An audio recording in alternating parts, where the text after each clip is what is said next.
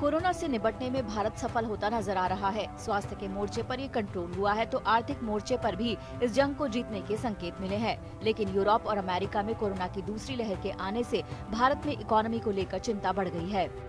The economy and the health or the COVID is very much connected to each other, and there's a very strong correlation between the two. The moment we see that this will go down, the economy and the sentiments will start looking up. We have to take all precautions. Only if we take precautions will we be able to survive this COVID pandemic surge, which has happened again, say, in Europe, and has caused some alarms to our country also, especially with the winters setting in. ये समझना जरूरी है कि महामारी से जुड़ी शब्दावली में सेकेंड वेव या दूसरी लहर क्या होती है। पहली लहर में संक्रमण एक ग्रुप को होता है, फिर केस घटते हैं। इसके बाद अचानक आबादी के दूसरे ग्रुप में केस सामने आते हैं। ये पहले से तेज रफ्तार से बढ़ते हैं, जिसे दूसरी लहर कहते हैं। यूरोप और उत्तरी अमेरिका में इस समय केस तेजी से बढ़ रहे हैं, जो कोरोना की दूसरी लहर है। इस वजह से भारत में भी इससे सावधान रहने की जरूरत है। दरअसल कोरोना का आगाज इन देशों में पहले हुआ था और इसके बाद ये भारत आया था। वहाँ पर ये भारत से पहले पीक पर पहुँचा था। अब इन देशों में जिस तरह से कोरोना की दूसरी लहर आई है, उससे भारत में इसके आने का खतरा कई गुना बढ़ गया है। अमेरिका और यूरोप में अगर सेकेंड वेव कोरोना की आ सकती है तो इंडिया में तो ज़रूर आ सकती है, बिकॉज हमारी पॉपुलेशन बहुत ज़्यादा है और डेफिनेटली हम कोई इम्यून नहीं है कोरोना से। ये हमने फर्स्ट वेव से भी देख लिया है।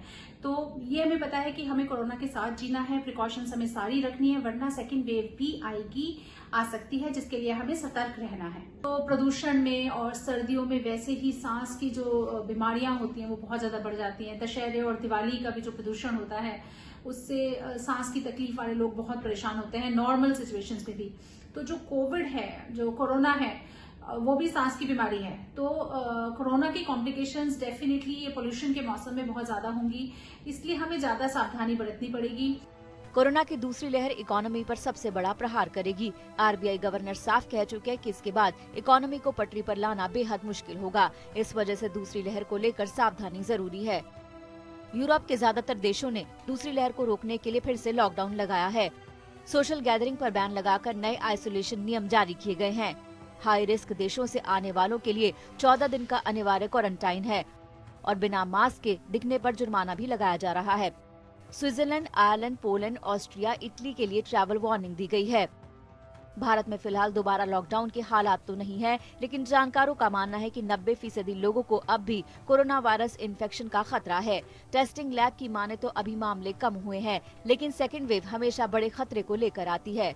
सेकेंडरी वेव फॉर्म ज़्यादा स्ट्रॉन्ग होती है क्योंकि वो ज़्यादा मोमेंटम कैरी करके चलती है और पहले से बीमार सिस्टम को ये स्ट्रांगली अफेक्ट करते हैं। भारत में आने वाले 3 से 4 महीने बड़े क्रिटिकल हो सकते हैं क्योंकि एक तो सर्दियों की शुरुआत हो चुकी है, जिसमें रेस्पिरेटरी वायरस में भी स्पाइक आता है, सांस संबंधी बीमारियां बढ़ जाती है। फेस्टिव सीजन, पॉल्यूशन बहुत बढ़ रहा है और सबसे अहम है कि हमारे हेल्थ केयर वर्कर तथा सिस्टम बहुत थक चुका है। उस पर भी हमारे पास आज भी कोई वैक्सीन अवेलेबल नहीं है। यानी कोरोना से निपटना आसान नहीं है और केवल वैक्सीन ही इससे पीछा छुड़ाने का अकेला रास्ता है। तभी जान और जहान की बाजी जीती जा सकती है।